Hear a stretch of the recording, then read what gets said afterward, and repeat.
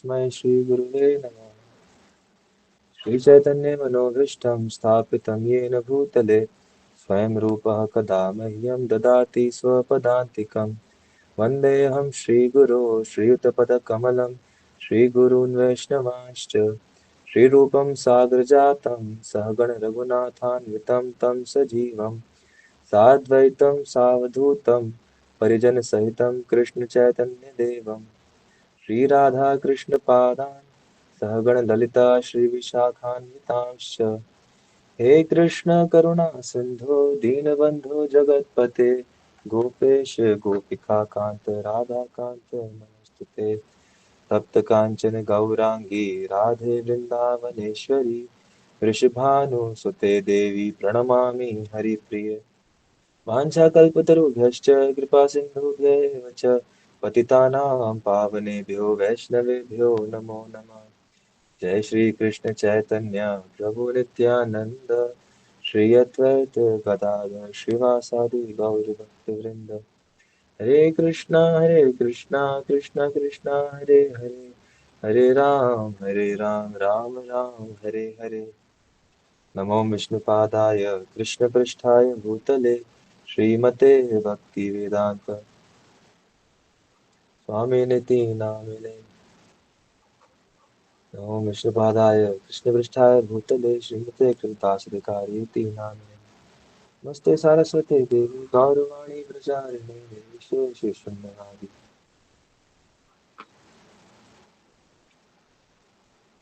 देश तारे। तो श्री प्रभुपाद श्री गुरु महाराज की जय। तो हम लोग बृहद भागवतामृत के पार्ट 2 में हैं और इसकी जो कमेंट्री हमने सारी इसकी जो बेसिक्स है वो चर्चा करे थे, कैसे सनातन गोस्वामी ने ये ग्रंथ लिखा है। और शुरू में वो बहुत सुंदर मंगलाचरण करते हैं, तो हम लोग जैसे पिछले दिनों में भी हमने किया था, तो कुछ कुछ मंगलाचरण सनातन गोस्वामी जी के द्वारा लिखे हुए हम पढ़ते हैं।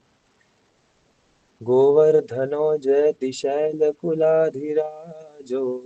या गोपिकाभिरुदितो हरिदासवर्यः कृष्णेन शक्रमखभङ्गकृतार्चितो यः सप्ताहमस्य करपद्मतलेप्य वात्सी। तो गोवर्धन पर्वत की जय हो, जो कि पर्वतों के राजा हैं, और गोपियां स्वयं उनको हरिदास वर्य यानी कि भगवान कृष्ण के सबसे प्रिय सेवक कहती है, क्योंकि कृष्ण को जिस जिस चीज की आवश्यकता होती है वो गोवर्धन उन्हें प्रदान करते हैं। और श्री कृष्ण ने इंद्र पूजा बंद करा के गोवर्धन की पूजा शुरू करवाई, और पूरे एक हफ्ते तक गोवर्धन भगवान के हाथ पे रहा। तो उस गोवर्धन की जय हो। जयति जयति कृष्ण प्रेम भक्तिर्दयङ्घ्रि निखिल निगम तत्त्वं गूढमाज्ञाय मुक्तिः भजति शरणकामा वैष्णवैस्त्यज्यमाना जपयजन्तन तपस्यान्य तनिष्ठा विहाय। तो श्री कृष्ण की प्रेम भक्ति की जय हो। और ये जो प्रेम भक्ति है, इनके चरणों की पूजा स्वयं मुक्ति देवी करती हैं। और मुक्ति जिनको वैष्णव छोड़ देते हैं, तो उन्होंने भी सब कुछ छोड़ के प्रेम भक्ति की शरण ले ली है। तो वास्तव में ये जो श्री कृष्ण की प्रेम भक्ति ये बहुत महान है, और इसकी जय हो। तो पार्ट 1 में हमने देखा किस तरह से परीक्षित महाराज जो है वो अपनी माता को सुना रहे हैं कि उन्होंने क्या सुना, उसका सार सुना रहे हैं।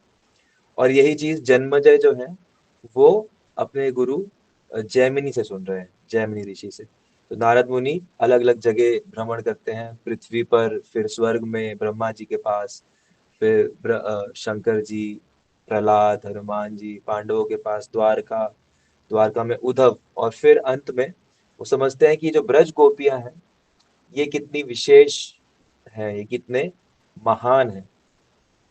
तो पार्ट 1 जो है, जिसका शीर्षक था भगवत कृपा निर्धारण, कि भगवान की सबसे ज्यादा कृपा किसके ऊपर है। तो उसका अंत यहाँ पर होता है कि भगवान की सबसे ज्यादा कृपा जो है ब्रजवासियों के ऊपर, और विशेष रूप से ब्रज की गोपियों के ऊपर है। उसके बाद प्रारंभ होता है पार्ट 2, गोलोक महात्म्य। और ये जो हिस्सा है, इसमें अंत में जितना डिस्क्रिप्शन गोलोक का है, तो उतना और किसी ग्रंथ में उतने विस्तृत रूप से बहुत ही मुश्किल से मिलता है। तो जब ये कथा खत्म होती है तो जन्मेजय कहते हैं कि ऋषि ऋषिवर जैमिनी ऋषि, आपने तो बहुत कृपा की, आपने इतना सुंदर इतिहास सुनाया, लेकिन मैं और सुनना चाहता हूँ कि क्या इसके बाद भी कोई चर्चा हुई मेरे पिताजी और मेरी दादी के बीच में? परीक्षित महाराज ने क्या माता उत्तरा को और कुछ भी सुनाया? तो जैमिनी बहुत खुश होते हैं कि जन्मेजय जो है वो और सुनना चाहते हैं, तो कहते हैं हाँ, अभी और भी है। तो होता ये है कि अ, जब ये कथा माता उत्तरा सुनती हैं, तो ये कथा सुनने के बाद माता उत्तरा बहुत खुश भी होती हैं, लेकिन वो बहुत कंफ्यूज हो जाती हैं। तो वो परीक्षित से कहती हैं कि परीक्षित, भगवान के जो भक्त हैं वो अधिकतर वैकुंठ में जाते हैं, और ऐसा देखा जाता है कि जो थोड़े से मिश्रित भक्ति भी करते हैं, तो वो भी कहीं ना कहीं धीरे धीरे शुद्ध होकर वैकुंठ तक पहुंच जाते हैं। तो ये वैकुंठ, मैंने तो ये वैकुंठ को ही परम धाम के रूप में सुना है। तो हम लोग भक्ति में पहले दिन से आके थोड़ा बहुत सुन जाते हैं कि भाई गोलोक है, वृंदावन है, लेकिन ये जो बात है ये हमें इसलिए अच्छे से सुनने को मिली है क्योंकि हम लोग कलयुग में है, चैतन्य महाप्रभु आ चुके हैं, और अभी अभी ब्रज लीला भगवान की संपन्न हुई है, उसका बहुत प्रचार है प्रभुपाद जी के द्वारा इस्कॉन में और अन्य संप्रदायों में। पर ये गोलोक इतना विस्तृत, इसके बारे में ज्ञान पहले नहीं था। तो माता उत्तरा ने सिर्फ वैकुंठ के बारे में ही सुना था कि ये वैकुंठ नाम का धाम है जहां पर भगवान के भक्त जाते हैं। तो कहती है कि अगर ऐसा हो कि ये सारे भक्त जो थोड़े से मिश्रित हैं ये भी वैकुंठ जाए, और ये सारे भक्त जो ब्रज के हैं, जिनको मिश्रण क्या भगवान के प्रेम के अलावा कुछ चाहिए ही नहीं, जो कि राधा रानी पे पूरी तरह से आश्रित है, तो इनको भी वैकुंठ मिले, ये मुझे डाइजेस्ट नहीं होता, इस चीज को मैं समझ नहीं सकती, ये हो नहीं सकता, क्योंकि भगवान इतने इतने निर्दयी नहीं हो सकते, क्योंकि उन लोगों को तो वैकुंठ में कुछ लेना देना ही नहीं है। तो ऐसा कौन सा धाम है जहां पर वो लोग जाते हैं, जो लोग अपना सब कुछ भगवान को पूरी तरह समर्पित कर देते हैं, जैसे ब्रजवासी?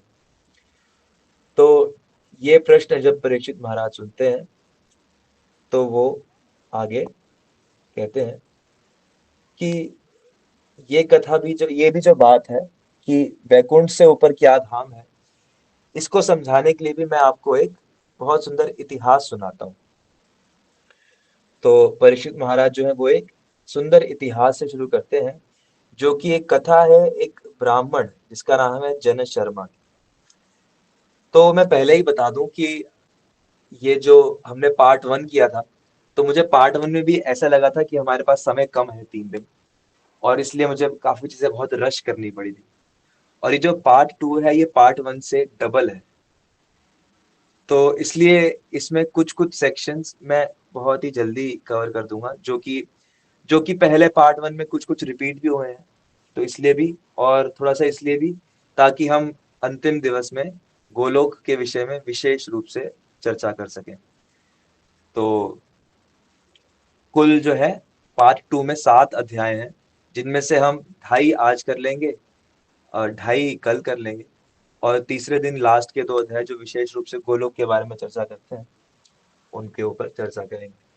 तो महाराज परीक्षित जो है वो इतिहास सुनाते हैं जन शर्मा का। तो ये पहला जो अध्याय है इसका नाम है वैराग्य, कि किस तरह से वैराग्य की उत्पत्ति हो रही है, किस में हो रही है, वो आप आगे देखते हैं।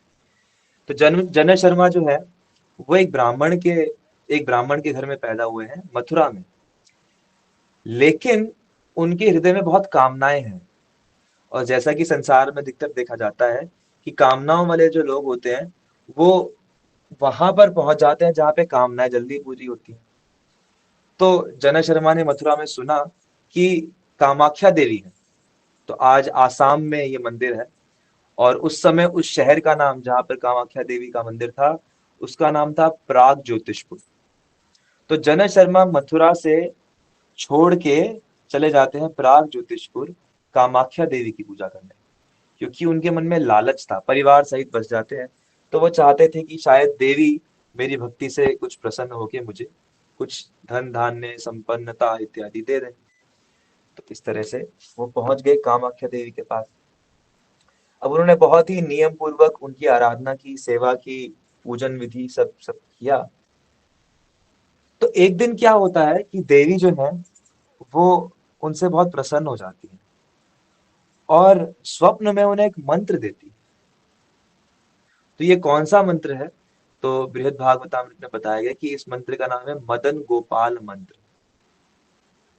और ये मदन गोपाल मंत्र कौन सा है? तो जैसे हमारी परंपरा में जब हमें दीक्षा दी जाती है, हरे कृष्ण महामंत्र तो पहली दीक्षा में होता है। फिर दूसरी दीक्षा में बहुत सारे मंत्र, 7 मंत्र दिए जाते हैं, जिनमें से एक गोपाल मंत्र होता है।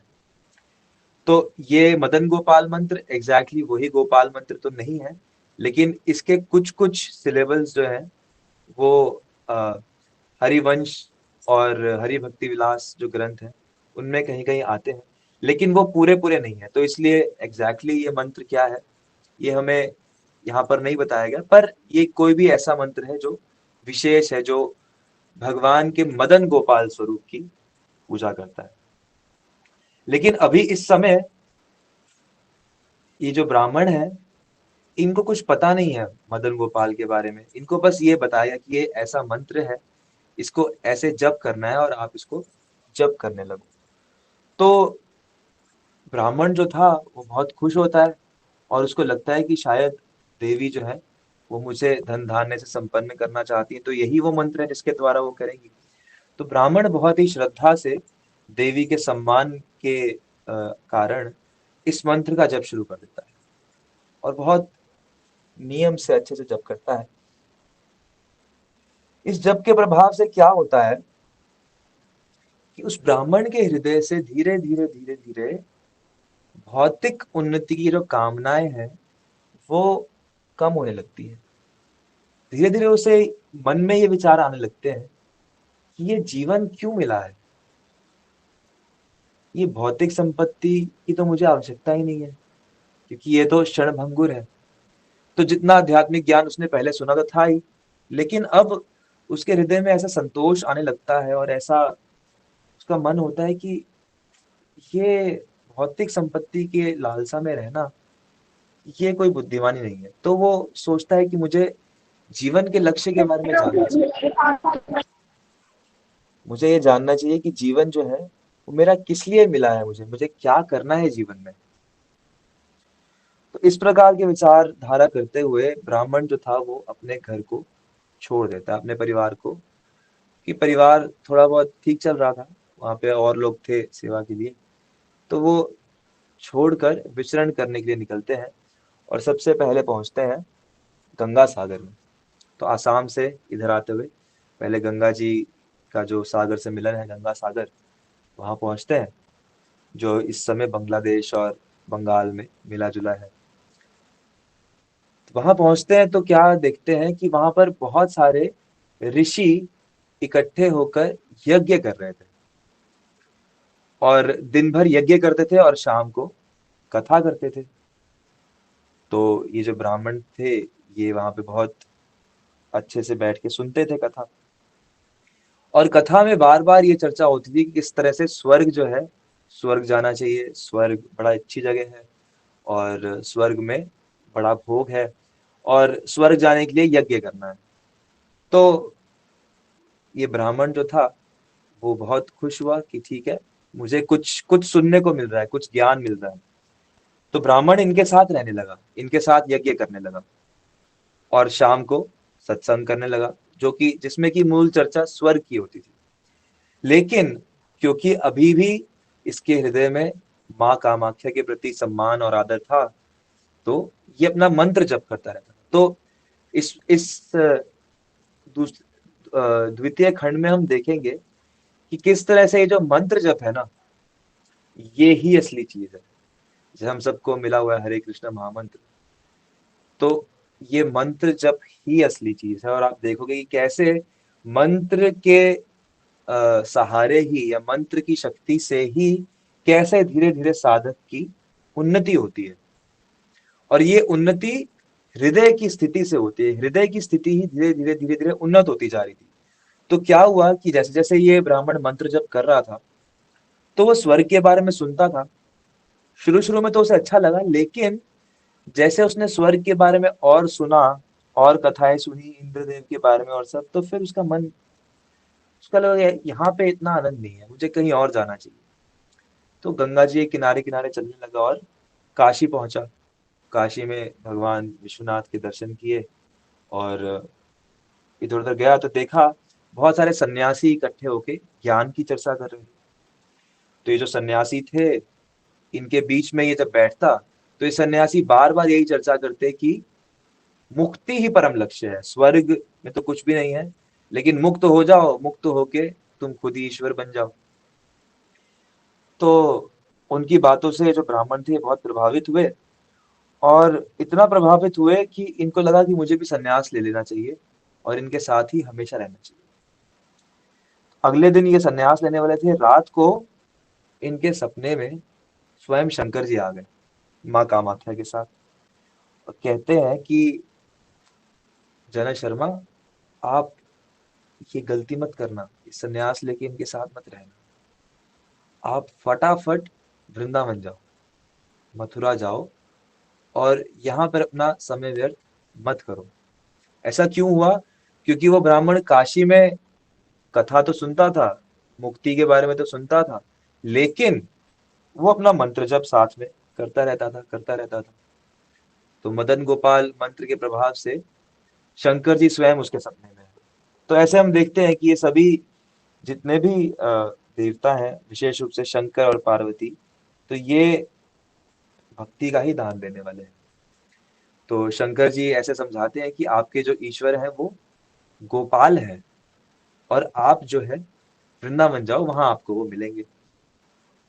तो जना शर्मा, अब क्योंकि शंकर जी स्वयं उनकी आराध्या देवी के पति थे, तो उन्होंने कहा इनकी बात तो माननी पड़ेगी। तो वो सन्यास का विचार छोड़ के गंगा जी किनारे और ऊपर ऊपर चलने लगे। तो वृंदावन आ रहे थे, रास्ते में प्रयाग आया। प्रयाग पहुंचे तो वहां उन्हें कुछ भक्त मिले जो बहुत ही सुंदर तरीके से कथा कीर्तन कर रहे थे, और उनके पास बहुत सारे विग्रह थे। सब अलग अलग विग्रह, कई भक्त नरसिंह की पूजा कर रहे थे, कई भक्तों ने अपने जगन्नाथ जी को स्थापित किया हुआ था, कईयों ने विष्णु जी को, लक्ष्मी नारायण को, कईयों ने सीताराम को। तो पहले तो ये जो ब्राह्मण थे, ये यहाँ पहुंच के बड़े ही कंफ्यूज हो गए कि ये सब क्या कर रहे हैं, ये नाच रहे हैं, गा रहे हैं। लेकिन उसे अच्छा भी लगा, तो वो वहां कुछ दिन रहने लगा। उनसे सबसे पूछा वैष्णव से कि आप ये क्या करते हो, तो कई लोग उसके ऊपर हंसने लगे कि अरे तुम्हें कुछ पता ही नहीं है। कई जो कृपालु वैष्णव थे उन्होंने सब समझाया उसे कि देखो हम लोग ऐसे ऐसे भगवान विष्णु की पूजा करते हैं, ये सब अवतारों के बारे में बताए, नरसिंह है, ऐसे ऐसे करते करते जब बताया, तो एक विशेष विग्रह थे माधव। तो ये जो माधव थे, ये जब इनके जब दर्शन किए जना शर्मा ने, तो इनको ऐसे लगा कि ये शायद मेरे गोपाल ही हैं। क्योंकि अब क्या होने लगा था कि इतने समय से, क्योंकि ये जना शर्मा उस मंत्र का उच्चारण कर रहे थे, मंत्र जप कर रहे थे, तो मंत्र जप करते करते ना उन्हें कुछ धुंधली धुंधली आकृति दिखाई देने लगी थी।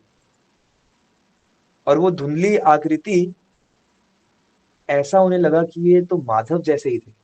बस इतना फर्क था कि वो जो धुंधली आकृति थी, उसके 2 हाथ होते थे, और ये माधव के 4 हाथ थे। बस इतना सा फर्क था। लेकिन वो माधव को देख के जना शर्मा को इतना अच्छा लगता था कि वो भूल ही गया कि मुझे जाना कहाँ था, और वो वहीं भक्तों के साथ रहकर उनके साथ भक्ति करने लगा। तो भक्ति कर रहा था, कथा कीर्तन कर रहा था, साथ ना मंत्र जप कर रहा था। और मंत्र जप करते करते करते करते एक दिन उसके स्वप्न में ये माधव आए फिर से।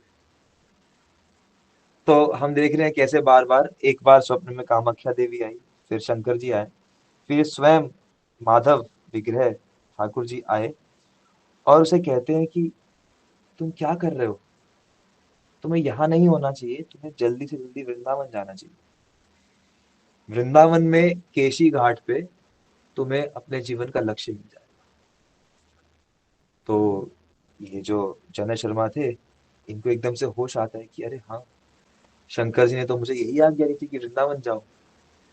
तो वो सब कुछ वहां पे भक्तों को विदा करके वृंदावन की तरफ आगे बढ़ते हैं। जमुना जी के किनारे किनारे चलते चलते मथुरा आते हैं जन्म स्थान, और करते करते केशी घाट पर आ जाते हैं।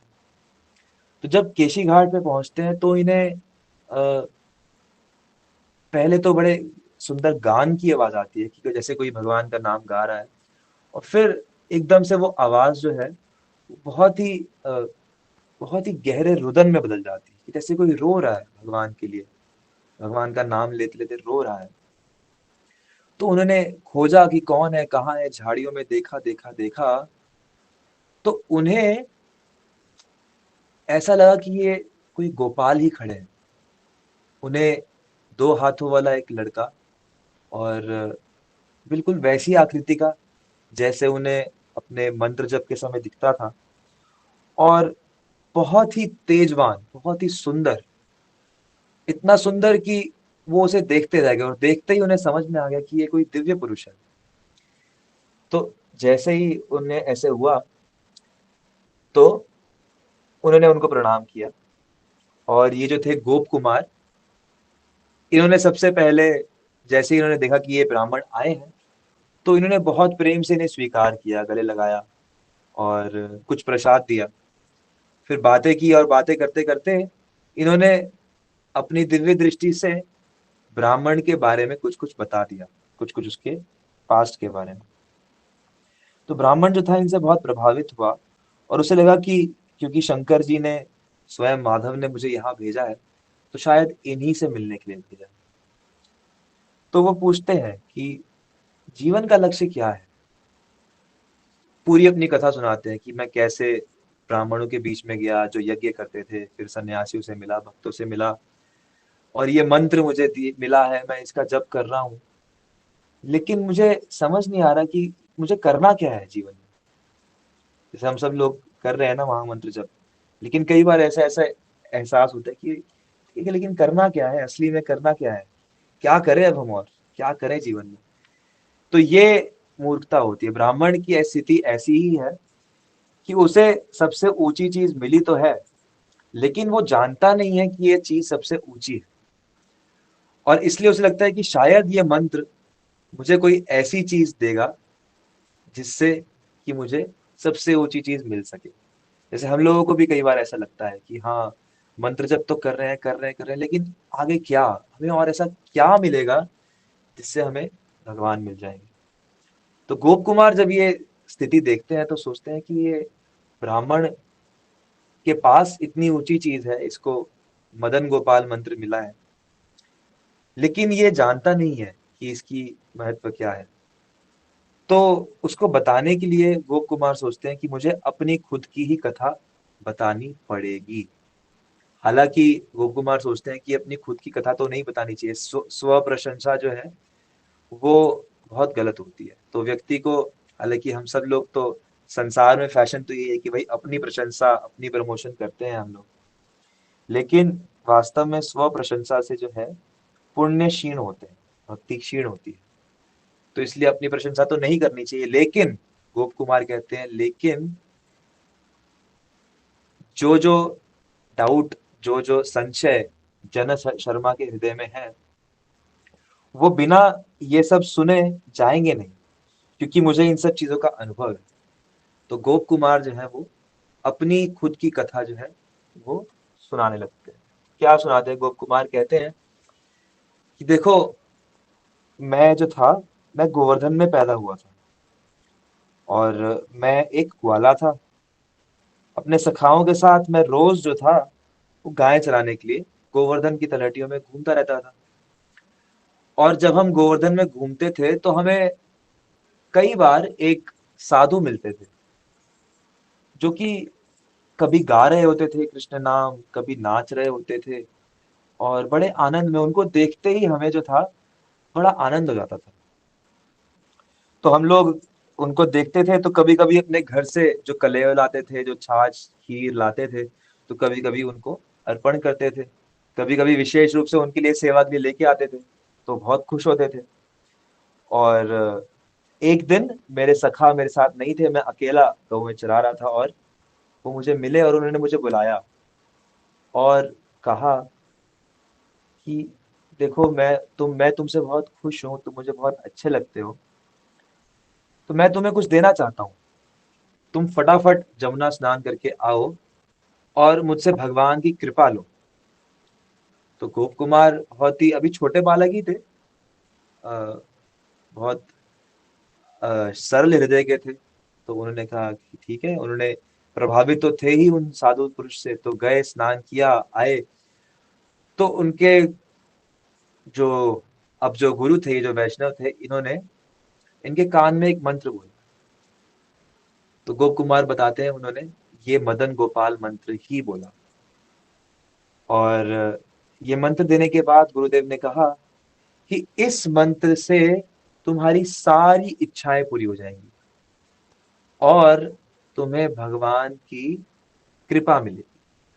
तो बस ये दो चीजें उन्होंने कही, और गोप कुमार ने जैसे ही मंत्र सुना, याद किया, इन दोनों बातों पे चिंतन किया कि अच्छा, इससे सारी इच्छाएं पूरी होंगी और भगवान की कृपा मिलेगी, जो पूरे ब्रह्मांड के ईश्वर है उनकी कृपा मिलेगी। तो ये सोच ही रहे थे वो, और इतने में क्या हुआ, उनके जो गुरु थे उनको भगवत प्रेम का आवेग आ गया और वो रोने लगे। कृष्ण कृष्ण कृष्ण करते करते करते वो एकदम बेहोश हो गए और कुछ बात ही नहीं कर पाए आगे। तो गोप कुमार जो थे, उन्होंने सोचा चलो ठीक है, गुरुजी ने मंत्र दिया है तो अब ये मंत्र जप करेंगे। तो उन्होंने बहुत ही, अब गुरुजी ने ना उन्हें माला दी, ना सिखाया कितना करना है, कैसे करना है, बस उन्हें श्रद्धा थी गुरुदेव पे कि गुरुदेव ने मंत्र दिया है तो मंत्र जप करना है। तो उन्होंने मंत्र जप किया, किया किया किया, करते रहे करते रहे करते रहे करते रहे, करते करते करते करते धीरे धीरे उनके हृदय में इच्छा हुई कि ये दिखते कैसे हैं, ये जो ब्रह्मांड के ईश्वर हैं, मुझे इनको ढूंढना है, मुझे इनको देखना है, मुझे इनसे मिलना है। तो वो सोचता है कि कहा, तो वो ब्रज से बाहर निकलना, मुझे लगता है कि जैसे घर तो घर ही लगता है ना, चाहे ब्रज ही हो, तो उन्हें पता तो था नहीं। तो उन्हें लगा कि मुझे ये ब्रह्मांड के ईश्वर को ढूंढना है। तो ढूंढते ढूंढते गंगा के किनारे पहुंचे तो देखा एक ब्राह्मण शालिग्राम की पूजा कर रहे हैं।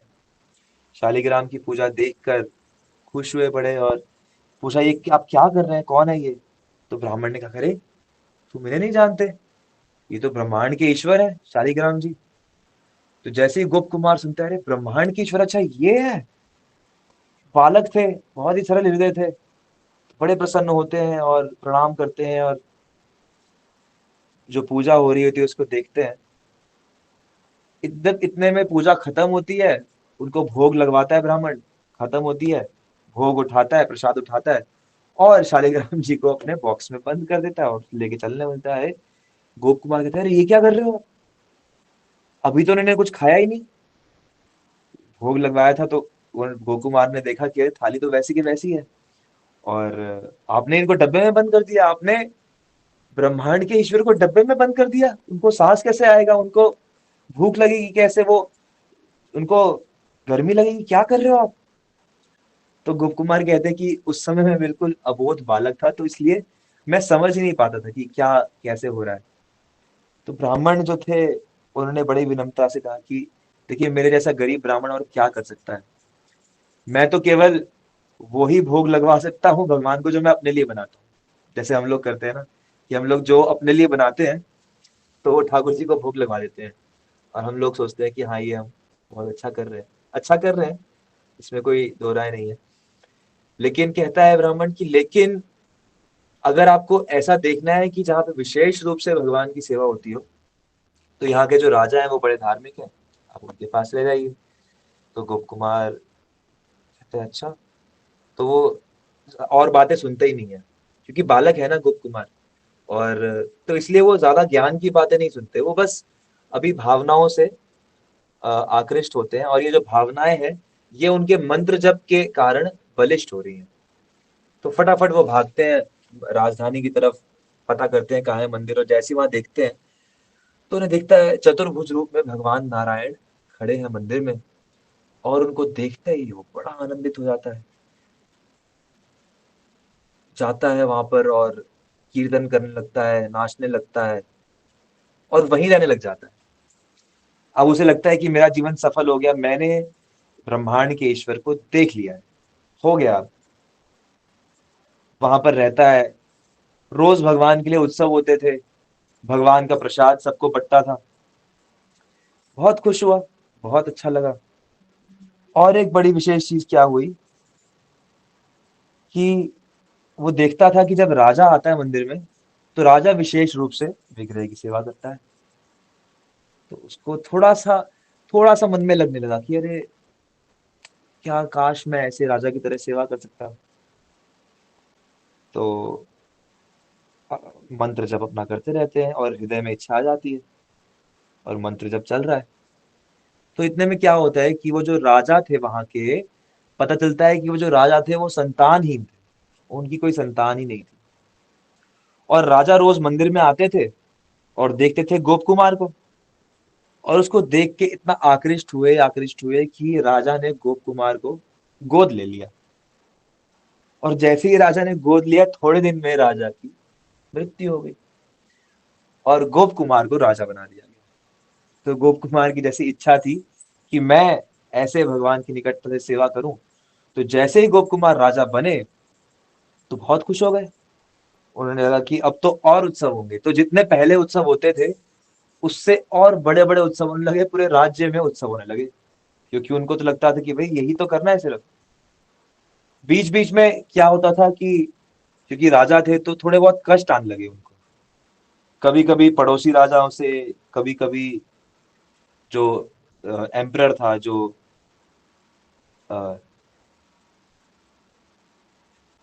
पूरे एरिया का, सभी राजाओं का राजा था, जिसको कि सम्राट कहते हैं। तो कभी वो कुछ आज्ञा देता था जो गोप कुमार को माननी पड़ती थी। तो गोप कुमार ने क्या किया, राज का जो सारा काम था वो पुराना जो राजा थे उसके रिश्तेदारों पे सौंप दिया, सबको अलग अलग मिनिस्ट्री दे दी, और अपना केवल भगवान की सेवा में ही रहते थे, करते करते करते बहुत। लेकिन एक दुख यहाँ पर गोप कुमार को और बड़ा सताने लगा।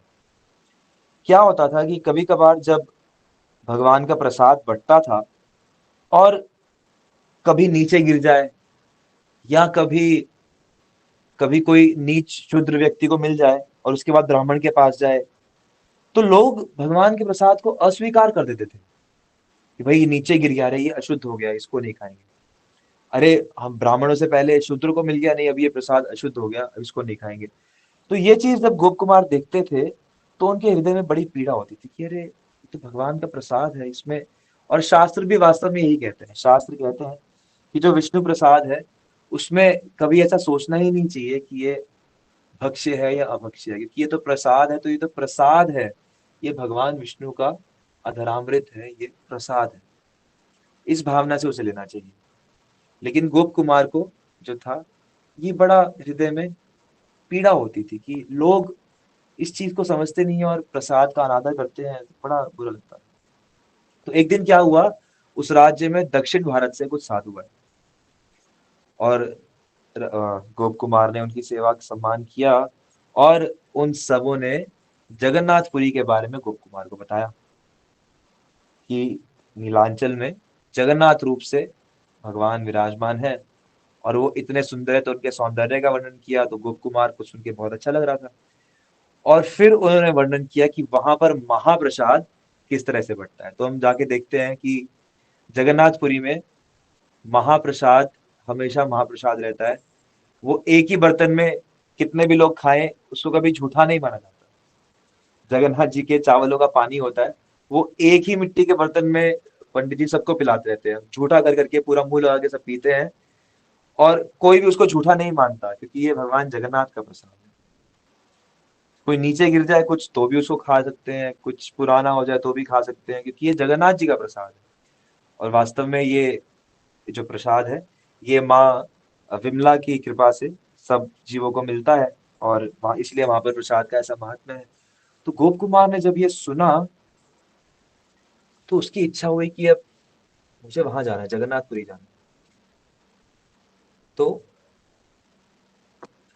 गोप कुमार वो राज्य जो था पूरी तरह से छोड़ देते हैं। वो राज्य का कारभार पुराने जो राजा थे उसके रिश्तेदारों को दे के जगन्नाथपुरी आ जाते हैं। जब जगन्नाथपुरी आते हैं तो देखते हैं जगन्नाथ जी को, और देखते ही तो जितने लोगों ने जगन्नाथ जी के दर्शन किए, तो पहली बार जब आपने दर्शन किए तो आप चिंतन करिए कितना आनंद आ रहा था। तो ऐसे ही वो जगन्नाथ जी से आकृष्ट होते हैं कि भूल ही जाते हैं। तो ऐसे मतलब बिल्कुल डम्ब हो जाते हैं। तो एक पंडे जैसे आके उनके सर पे टक करके मारते हैं, तो वो एकदम से होश में आते हैं। उनको लगता है शायद मैंने कुछ गलत कर दिया, तो वो फटाफट बाहर चले जाते हैं। बाहर जाते तो उन्हें प्रसाद दिखता है, तो बहुत ही प्रेम से प्रसाद पाते हैं।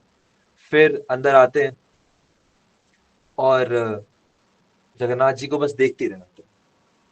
सब कुछ छोड़ के जगन्नाथपुरी में रहने लगते हैं, और जगन्नाथ जी के दर्शन, नित्य दर्शन, नित्य दर्शन। तो जगन्नाथ जी के रूप से वो इतने मोहित हो जाते हैं कि जो शाम को कथा कीर्तन होता था तो उनको सुनाई नहीं देता था। शाम को जगन्नाथपुरी में वहां पर रोज ब्राह्मण लोग जो थे, बहुत सारे कथाएं, शास्त्रों का चर्चा, बहुत कुछ होता था, सारा शास्त्रों का ज्ञान, लेकिन गोप कुमार कभी सुन ही नहीं पाए, क्योंकि वो जगन्नाथ को देखने में ही इतना व्यस्त रहते थे। तो और वो इतना व्यस्त हो गए कि वो अपना मंत्र जप करना भूल गए। जगन्नाथ जी के रूप में इतना खो गए कि अपना मंत्र जप करना भूल गए। करते करते कुछ दिन वहां रहने लगे, लेकिन जैसे ही रात होती थी और जगन्नाथ जी के मंदिर बंद होते थे, वो बहुत परेशान हो जाते थे कि मुझे जगन्नाथ जी देखने को नहीं मिल रहे। और कभी कभी क्या होता था कि जैसे फेस्टिवल होते थे तो राजा आता था। अब जब राजा आता था तो सामान्य जो नॉर्मल लोग थे उनको हटा दिया जाता था कि भाई आप हटो, रास्ता साफ करो। तो दिन के समय भी उन्हें जगन्नाथ जी को देखने को नहीं मिलता था, क्योंकि वो तो एक आम आदमी थे। फिर कभी कभी गोप कुमार देखते थे कि अरे ये जो भगवान के सेवक हैं, जो नित्य उनकी सेवा करते हैं, जो उनसे पूछते हैं, तो जगन्नाथपुरी में पंडे जो हैं वो भगवान से आज्ञा मांगते हैं, जो भी जैसी भी सेवा करनी है उनसे पूछते हैं। और तो उन्हें लगता है अरे मैं कब ऐसे भगवान से पूछ पाऊंगा, मैं कब ऐसे साक्षात उनसे चीजें, सेवा ले पाऊंगा। तो ये सब सोचने के कारण वो थोड़े दुखी रहने लगे। फिर एक दिन क्या होता है कि वो जगन्नाथ जी के दर्शन कर रहे होते, तो आगे उन्हें खड़े हुए उनके गुरुदेव दिखते हैं। तो ये दूसरी बार है। अब मंत्र देने के बाद से गुरुदेव अभी तक इनको नहीं मिले, मंत्र के बाद उनको कोई शिक्षा दोबारा नहीं मिली है। तो जैसे ही वो गुरुदेव को देखते हैं वो बड़े खुश होते हैं, उनके पीछे भागते हैं, लेकिन भीड़ इतनी थी कि गुरुदेव निकल जाते हैं, मिलते नहीं है। तो वो पूरे जगन्नाथपुरी में ढूंढने लगते हैं। तो गुरुदेव उन्हें समुद्र के किनारे कीर्तन करते हुए मिलते हैं। और गोप कुमार उन्हें देखता है तो बहुत आनंदित होता है, और कीर्तन में जाता है, नृत्य करता है। गुरुदेव उसे देखते हैं तो बहुत खुश होते हैं। तो कीर्तन के बाद जब गुरुदेव विश्राम करते हैं, तो गुरुदेव गोप कुमार से कहते हैं कि देखो ये जो तुम्हारा मंत्र है, ये तुम्हारी सारी इच्छाएं पूरी करेगा, इसलिए तुम कभी भी इस मंत्र का जप करना मत छोड़ो। तो शायद गुरुदेव को कुछ ऐसा अंदेशा हो गया था कि गोप कुमार का जो जप है वो छूट गया। तो गोप कुमार जैसे ही ये सुनते हैं उन्हें एकदम से याद आ जाता है कि अरे हाँ, मैंने तो अपना जप छोड़ दिया है। और फिर गुरुदेव उन्हें आशीर्वाद देते हैं, कहते हैं कि मैं तुमसे बहुत प्रसन्न हूँ और मैं तुम्हें कुछ वरदान देना चाहता हूँ। तो गुरुदेव वरदान देते हैं कि मेरी शक्ति से तुम बहुत लंबा जीवन जियोगे। तो गोप कुमार सुन रहे होते हैं, उन्हें क्या पता बहुत लंबा का क्या मतलब है। फिर गुरुदेव कहते हैं कि मेरी शक्ति से तुम हमेशा ऐसे ही बने रहोगे। तो यानी कि वो गोप कुमार जो लड़के थे, जो अभी 12-13 साल के थे, तो गुरुदेव कहते हैं कि तुम हमेशा शरीर से ऐसे ही बने रहोगे, तुम इससे बूढ़े कभी होगे नहीं। और कहते हैं मेरी कृपा से तुम्हें भगवान के दर्शन होंगे। तो गोप कुमार को बहुत अच्छा लगता है, और इतने में जो थे गुरुदेव चले जाते हैं, तो गोप कुमार को गुरुदेव की बहुत याद आती है और गुरुदेव का स्मरण करते हुए वो अपना फिर से मंत्र जप करने लग जाते हैं। तो मंत्र जप किया तो उनकी जो जो इच्छाएं थी कि भगवान से ऐसे दूर हो रहे हैं, सब हो रहा है, तो पूरी होने लगती हैं। जगन्नाथपुरी के जो राजा थे उनका देहांत हो जाता है। जो राजा के पुत्र थे युवराज, तो युवराज इतने भक्ति में लीन थे, कहते हैं मुझे तो राज्य ही नहीं करना, मैं नहीं करूंगा राज्य। तो अब जगन्नाथपुरी में तो सब कुछ भगवान जगन्नाथ की मर्जी से होता है, तो पंडों ने जगन्नाथ जी से पूछा कि प्रभु अब किसको राजा बनाया जाए। तो जगन्नाथ जी ने गोप कुमार की तरफ इशारा कर दिया कि जो गोप कुमार है इसको राजा बना दो। तो गोप कुमार बहुत प्रसन्न हो गए और उन्होंने फिर वही किया जो पहले राजा बनते हुए उन्होंने किया था, कि पूरे राज्य में जगन्नाथ जी के उत्सव बहुत ही धूमधाम से होने लगे। और बहुत ही बहुत ही तीव्रता से गोप कुमार ने जगन्नाथ जी की सेवा करी। लेकिन अब क्या होने लगा था धीरे धीरे, कि गोप कुमार को अपने मंत्र जप के प्रभाव से बार बार वृंदावन याद आने लगा। क्योंकि अब क्या होता था कि अ, जो ब्राह्मण लोग थे वो कथा करते थे तो थोड़ा बहुत सुनते थे गोप कुमार, तो बार बार जगन्नाथ जी की कथा में वृंदावन की बात आ जाती थी। और वृंदावन की बात आती थी, यमुना की बात आती थी, तो गोप कुमार को याद आने लगता था कि अरे मैं तो वृंदावन में रहता था और यमुना थी और गोवर्धन था। तो ऐसे करते करते बार बार जो थे गोप कुमार वृंदावन के भाव में विहल होने लगे। तो उनको लगता था कि क्या मैं वृंदावन चला जाऊं, क्या मैं जगन्नाथपुरी में ही रहूं, मैं क्या करूं।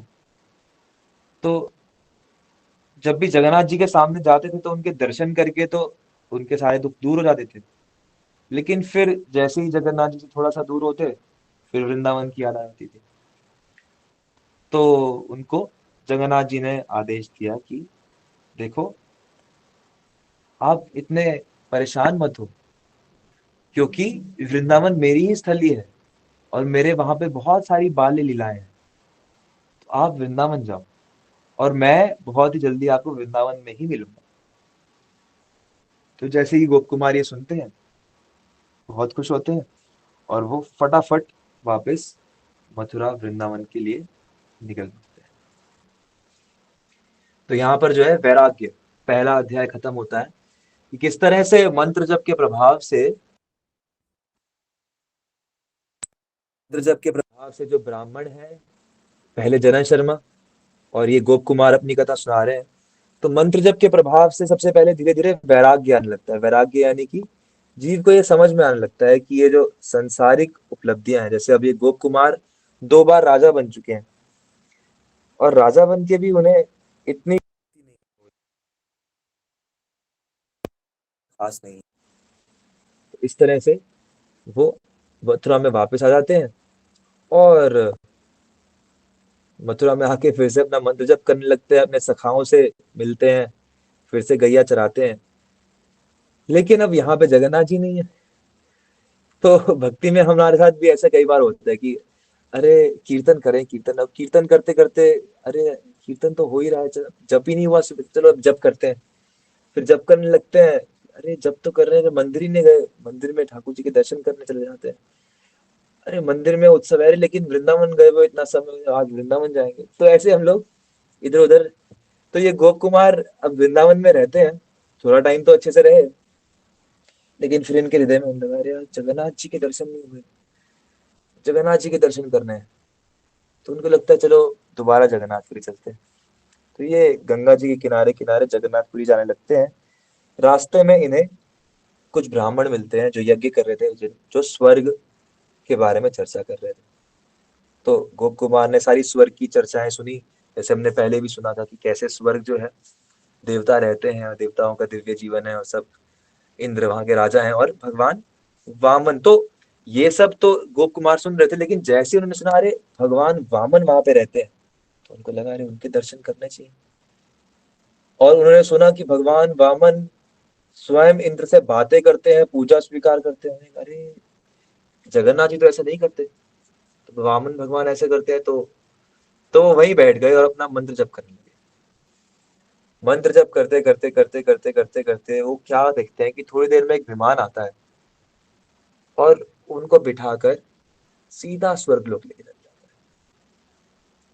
स्वर्गलोक में जैसे ही वो प्रवेश करते हैं तो वो देखते हैं कि भगवान वामन बैठे हैं, इंद्र उनकी पूजा कर रहे हैं, और भगवान वामन उनको देखते ही उनका स्वागत करते हैं कि आओ आओ गोप कुमार आओ, तुम बहुत अच्छा किया तुमने, तुम यहाँ आए, मैं बहुत प्रसन्न हूँ तुम्हें देख के। और गोप कुमार देखते रहे ऐसे ही भगवान को, मेरा जीवन सफल हो गया, मैं तो इन्हीं को तो ढूंढ रहा था, मैं ये नीचे तो ये विग्रह रूप में थे, ये तो यहाँ साक्षात है। तो ऐसे करके बहुत खुश होते हैं और स्वर्ग में रहने लगते हैं। स्वर्ग में रहते हैं, भगवान के दर्शन करते हैं, इंद्र भगवान की पूजा करते हैं। तो कभी कभी उन्हें लगता था कि अरे इंद्र की तरह मैं भी काश पूजा कर पाता, लेकिन कोई बात नहीं, भगवान के दर्शन होते हैं, वहां पे कथा कीर्तन होता रहता है, नृत्य कीर्तन इत्यादि। तो नंदन वन में ही रहते हैं और बड़े मजे से रहते हैं। हालांकि वो कहते हैं कि मैंने स्वर्ग में कुछ कुछ दोष भी देखे, ईर्ष्या द्वेष देखा और कुछ कुछ, लेकिन मैं खुश था क्योंकि मुझे एक तो भगवान के दर्शन हो रहे थे और मैं अपना मंत्र जप कर रहा था। लेकिन मंत्र जप करते करते उनकी इच्छा तो थी कि इंद्र जैसे मेरा भी रिश्ता हो भगवान से। तो क्या होता है कि एक बार इंद्र जो थे वो एक ऋषि पत्नी के साथ दुर्व्यवहार करते थे, और दुर्व्यवहार करने के कारण जो था ऋषि उनको श्राप दे देते हैं, और इंद्र जो थे वो जाके छुप जाते हैं और कहीं मिलते नहीं। तो अब क्या करें, अब इंद्र तो कोई है नहीं, तो क्या किया जाए। तो भगवान उपेंद्र यानी वामन देव गोप कुमार को इंद्र बना देते हैं, और गोप कुमार जैसे इंद्र बनते हैं तो पूरे ब्रह्मांड का कार्यभार उनके ऊपर आता है, नीचे के लोगों का। तो फिर से शुरू, अरे हर जगह कथा कीर्तन, भगवान के उत्सव, भगवान के उत्सव। और वो अपने आप से खुश कि भगवान वामन मेरे से, मेरे जो मैं खिलाता हूँ वो खाते हैं, मेरे साथ रहते हैं और बहुत खुश होते हैं। बड़े ही आनंद में उनका समय कट रहा होता है। लेकिन एक दिन क्या होता है, वो देखते हैं कि आकाश से कुछ ऋषि आ रहे हैं, जिनमें मुख्य थे भृगु मुनि। तो जैसे ही वो आ रहे होते हैं तो देखते हैं कि जो देवताओं के गुरु हैं बृहस्पति, तो बृहस्पति उन सब ऋषियों की पूजा कर रहे हैं। बाकी सभी देवता भी उन ऋषियों की पूजा करने लग जाते हैं। और फिर देखते हैं कि यहाँ तक कि भगवान उपेंद्र भी उन सब ऋषियों की पूजा करते हैं। तो गोप कुमार को तो कुछ पता नहीं था क्योंकि उसने शास्त्र तो कभी सुने ही नहीं थे। तो लेकिन सबने अरे बोला, अरे पूजा करो ये, तो वो भी उनकी पूजा करने लगे। और जब ऋषिगण चले गए तो उन्होंने पूछा कि ये कौन है। तो जो बाकी देवता थे वो तो उन्होंने कुछ बताया नहीं। तो वहां पर लिखा है कि वो ईर्ष्या के कारण बात को छुपा गए, क्योंकि देवताओं के मन में ईर्ष्या थी कि ये हमसे ऊपर है। तो इसलिए गोप कुमार को अच्छा कि देवता, लेकिन वहां पर जो देव गुरु थे बृहस्पति जी, उन्होंने उनको गोप कुमार को बताया कि ये जो है ये शुद्ध ऋषिगण है जो महर लोक में भगवान यज्ञेश, जो यज्ञ के देवता है, जो ब्रह्मांड के राजा है यज्ञेश, तो उनकी पूजा करते हैं। तो गोप कुमार ने कहा अच्छा, ऐसा भी कुछ होता है, मैं तो उपेंद्र भगवान को देखता हूँ। कहते नहीं, वहां पर जो है ये लोग हमसे स्वर्ग लोक से कई गुना समय तक रहते हैं, कई गुना समय तक। 14 बार जब स्वर्ग लोक बन बिगड़ जाता है तब तक ये लोग रहते हैं, और उसके बाद भी रहते हैं। तो गोप कुमार को बड़ा आश्चर्य हुआ। और आप लोग गैस कर सकते हो गोप कुमार ने क्या किया होगा, जो अभी तक करते आए हैं। जो जो इच्छा उनके मन में आती है वो इच्छा पूरी करने के लिए वो अपना मंत्र जप करने बैठ जाते हैं, और मंत्र जप करते रहते हैं, करते रहते हैं, करते रहते हैं। और कुछ देर में एक बहुत सुंदर विमान आता है जो उन्हें ऊपर महर लोक मिल जाता है। तो जैसे ही गोप कुमार महर लोक में प्रवेश करते हैं तो वो क्या देखते हैं कि पूरे लोक में, तो ये जो ब्रह्मांड है इसमें हम जिस लोक पर रहते हैं उसे कहते हैं भूलोक, पृथ्वी लोक। इसके ऊपर है भुवर लोक, जहां पर राक्षस और प्रेत रहते हैं। इसके ऊपर है स्वर्ग लोक, जहां पर ये गोप कुमार थे, अभी इंद्र थे। स्वर्ग लोक के ऊपर होता है महर लोक, फिर जनलोक, फिर तपलोक, फिर सत्यलोक। तो महर लोक में कौन रहते हैं, महर लोक में ज्यादातर ऐसे गृहस्थ ब्राह्मण पहुंचते हैं जो यज्ञ से बहुत आकृष्ट होते हैं और स्वर्ग से आकृष्ट नहीं होते। तो अधिकतर लोग जो यज्ञ करते हैं वो स्वर्ग से, स्वर्ग का मतलब क्या है, स्वर्ग का मतलब ये मत समझे कि सिर्फ वो लोक की बात हो रही है, स्वर्ग का मतलब है भौतिक भोग। तो जो भी भक्ति करते हुए भौतिक भोग से आकृष्ट होते हैं वो स्वर्ग पहुंचते हैं। लेकिन भक्ति में करते करते जो थोड़े शुद्ध हो जाते हैं, यज्ञ सिर्फ यज्ञ से आकृष्ट हो जाते हैं और अभी इतने शुद्ध नहीं हुए कि आगे बढ़ पाए, तो वो महर लोग पहुंचते हैं। और शुद्ध अशुद्धता क्या है तो वो अभी आगे क्लियर होगी कि ये लोग मूलतः गृहस्थ होते हैं। और गृहस्थ, क्योंकि गृहस्थों के लिए ही सारे यज्ञ हैं। गृहस्थ जो है वो अपनी पत्नी के साथ रहते हैं और पत्नियों के साथ ही यज्ञ किए जाते हैं। जैसे भगवान राम ने भी जब यज्ञ करना चाहा तो उनको बोला कि आपको, आपकी पत्नी है तो पत्नी के साथ बैठना पड़ेगा।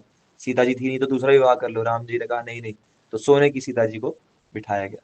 तो ये यज्ञ जो थे वहां पर होते थे और उन्होंने देखा कि यज्ञों में क्या हो रहा है। जब गोकुमार पहुंचते तो एक बहुत बड़ा यज्ञ चल रहा था और भगवान खुद यज्ञ में से प्रकट होके अग्नि के रूप में सभी ब्राह्मणों से, जो जो ब्राह्मण देना चाह रहे थे, जो अन्न डाल रहे हैं, जो घी डाल रहे हैं, जो, तो भगवान खुद वो अपने हाथों से स्वीकार कर रहे थे। तो गोप कुमार जैसे ही देखते हैं और भगवान यज्ञेश जैसे ही देखते हैं गोप कुमार को, तो स्वागत करते हैं, प्रेम से बुलाते हैं। और गोप कुमार सोचता है ये तो भगवान उपेंद्र से भी दिव्य रूप है, क्योंकि ये तो अग्निमय रूप है, इनका तेज जो है तो और विशेष है। और महरलोक में विशेषता क्या थी कि जहां जहां गोप कुमार जाते थे वहां वहां यज्ञ हो रहे थे और वहां वहां भगवान के अलग अलग दिव्य रूप निकल के आ रहे थे। अलग अलग ब्राह्मणों की अलग अलग उपासनाओं के कारण कहीं पर भगवान 4 हाथ से आ रहे थे, कहीं पर 2 हाथ से, कहीं पर सिंह रूप में, कहीं पर कैसे रूप में। तो गोप कुमार को बहुत आनंद आता था कि वो, तो इतने में ब्राह्मणों ने जो था गोप कुमार को जब देखा कि हाँ ये नए निवासी आए हैं महरलोक पे, और देखा कि अरे ये तो गोप जैसे है, ये तो वैश्य है। तो ब्राह्मणों ने कहा कि अरे आप हमसे दीक्षा लीजिए और आप भी ब्राह्मण बन जाइए और फिर आप भी यज्ञ करिए। और गोप कुमार ने सोचा कि अगर मैं ब्राह्मण बन जाऊंगा फिर तो मुझे यज्ञ ही करना पड़ेगा, लेकिन अभी तो मैं भगवान यज्ञेश की भी पूजा कर सकता हूँ और मैं ब्राह्मणों की भी पूजा कर सकता हूँ, क्योंकि मैं वैश्य हूँ, मैं इनसे नीचे हूँ।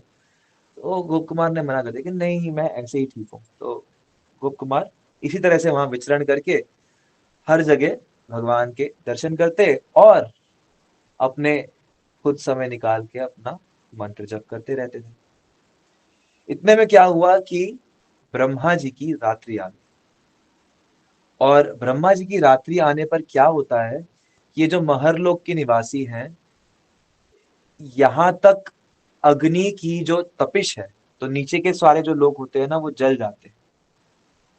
भगवान अनंत शेष के मुख से निकलती हुई अग्नि से पहले सब जलते हैं, फिर वर्षा होती है, पानी से भर जाते हैं, फिर दोबारा सृष्टि नीचे के लोगों की होती है। ब्रह्मा जी की रात आने पे स्वर्ग लोक तक सब खत्म हो जाता है। तो सब ये जो ऋषि होते हैं इनको जनलोक में जाना पड़ता है, जो महरलोक से ऊपर जनलोक है। तो वहां पर तो रात के समय जाते हैं और वहां जाकर सब विश्राम करते हैं।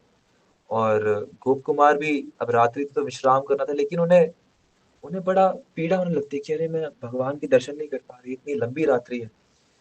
तो वो उस विरह में भगवान का मंत्र जप करते हैं और मंत्र जप करते उन्हें फिर से वृंदावन की बहुत याद आने लगती है। तो बार बार उनका जो मन है ना वो उनको वृंदावन की ओर फिर से खींच के ले आता है। खैर फिर से दिन होता है, फिर से ये महरलोक पे आते हैं, फिर से यज्ञ कर रहे होते हैं, सब होता है वैसे ही। तो ठीक है, घूम रहे होते हैं, कभी वृंदावन की याद कर रहे हैं, कभी मंत्र जप कर रहे हैं। इतने में एक दिन ये देखते हैं कि ऊपर से एक 5 वर्ष का लड़का आता है और उसको देख के सब लोग खड़े हो जाते हैं और पैर पड़ जाते हैं। तो कहते हैं, ये कौन है? तो जब वो चले जाते हैं तो बताते हैं कि ये सनत कुमार है। तो कहते हैं इनकी क्या विशेषता है? तो इनकी विशेषता है कि ये नैष्ठिक ब्रह्मचारी है और ब्रह्मचारी होने के कारण इनका जो वीर्य है ये ऊर्ध्व रहता होता है। तो इसलिए ये एक बहुत ही ऊंचा लोक है, तप लोक। तो जो तपस्वी होते हैं, जो अपने वीर्य को रोक के रखते हैं, जो गृहस्थ में प्रवेश ही नहीं करते, और जिनका वीर्य ऊर्ध्व रेता हो जाता है, केवल वो ही तप लोक तक पहुंच सकते हैं, जो ब्रह्मचर्य का बिल्कुल ही कठोरता से पालन करते हैं। गोप कुमार, आप जानते ही हो क्या कर सकते हैं। गोप कुमार के मन में बहुत इच्छा होती है कि अरे वहां पर ऐसे ऐसे ऋषि हैं, तो ये तो और शुद्ध होंगे, तो मुझे तो वहां जाना चाहिए। तो फिर वो छोड़ देते हैं बाकी सब कुछ और बैठ के अपना मंत्र जप करने लगते हैं। बार बार गोप कुमार को समझ में आ गया था कि अब ये जो मेरे पास मंत्र है, ये असल में मेरी सारी इच्छाएं पूरी करने वाला है। तो हम लोग को भी ये समझ लेना है कि ये जो मंत्र है ना हमारे पास, ये असल में हमारी सारी इच्छाएं पूरी करने वाला है, लेकिन इच्छा सोच समझ के करनी है। तो गोप कुमार की सभी इच्छाओं में हम ये देखते हैं कि गोप कुमार की इच्छाएं इसी आधार पर है कि मैं भगवान के और करीब रहना चाहता हूँ। क्योंकि गोप कुमार बालक है, उन्होंने शास्त्र अभी सुने ही नहीं है। तो वो बस सोचते हैं कि अच्छा, जहां वो उनको सुनाई देता है कि अच्छा वहां पे भगवान के निकट रह सकते हैं, तो वहां वो चल पड़ते हैं। तो वो चलते हैं ऊपर तपलोक में। तपलोक में पहुंचते हैं तो देखते हैं वहां पे बहुत ही शांत वातावरण, बहुत ही शांति। और देखते हैं सनत कुमार जैसे तीन और हैं, और बहुत सारे ऋषि हैं, लेकिन ये जो चार है इनका तेज बहुत ही विशेष है। तो बहुत उनको शांति मिलती है, तो वो उनके पास जाते हैं, चार कुमार से उनसे बात करने की कोशिश करते हैं। लेकिन वो देखते हैं ये तो अपनी समाधि में ही लीन है। तो हर ऋषि के पास जाते हैं, बात करने की कोशिश करते हैं, लेकिन हर जगह हर कोई समाधि में लीन होता है। और सबसे बड़ी बात कि उन्हें वहां भगवान के दर्शन ही नहीं होते। तप लोग में कहीं उन्हें भगवान ही नहीं दिख रहे। तो हालांकि उन्हें वातावरण तो बड़ा अच्छा लग रहा है, लेकिन वो इधर उधर भटक रहे हैं कि अरे कहाँ है भगवान, कहाँ है, कहाँ है, कहाँ है। तो विरह में जो है वो अपना मंत्र जप कर रहे हैं और वृंदावन को याद कर रहे हैं। तो इतने में एक ऋषि थे वहां पे, पिपलायन। पिपलायन ऋषि जो है, तो ये नव योगेश्वरों में से है, और ये भी तपलोक में रहते हैं। भागवतन में भी इनका वर्णन आता है 11वें स्कंद में। तो ये जो पिपलायन है, ये गुप्त कुमार से चर्चा करते हैं और कहते हैं कि आप क्यों इतना भटक रहे हैं, क्यों आप इतने व्यथित लग रहे हैं। तो गोप कुमार बताते हैं कि मुझे लगता है कि मुझे जगन्नाथपुरी वापस चले जाना चाहिए, क्योंकि जगन्नाथपुरी में भगवान के इतने सुंदर दर्शन थे, यहाँ पे तो मुझे दर्शन ही नहीं मिलते हैं। वातावरण अच्छा है लेकिन। तो ऋषि पिपलायन जो है, वो उन्हें उपदेश देना शुरू करते हैं। तो यहाँ पर गोप कुमार पहली बार अब शास्त्रों का श्रवण करना शुरू कर रहे हैं, और पिपलायन समझाते हैं कि देखो, ये जो तुम आंखों से भगवान का रूप देखते हो ना, इसके पीछे मत भागो। क्योंकि आंखों से तो माया की सृष्टि दिखती है, आंखों से वास्तविकता नहीं दिखती। और आंखें तो अपने आप में कुछ देख ही नहीं पाती, वास्तव में देखने वाला मन होता है।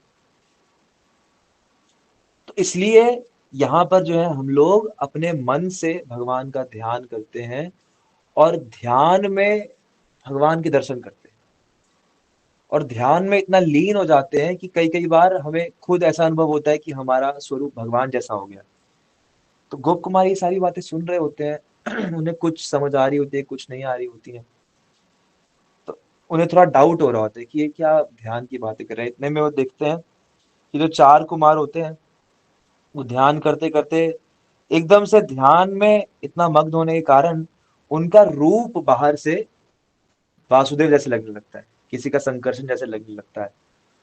तो गोप कुमार जब ये देखते हैं और ये देखते हैं कि यार ये ध्यान कर रहे थे और इनका खुद का रूप ऐसा होने लग गया, तो उन्हें बड़ी आ, श्रद्धा पैदा होती है कि अरे हाँ, शायद ये ऋषि ठीक कह रहे हैं कि मुझे दर्शन, सेवा, कीर्तन वीर्तन इतना, ये इतना इम्पोर्टेंट नहीं है शायद।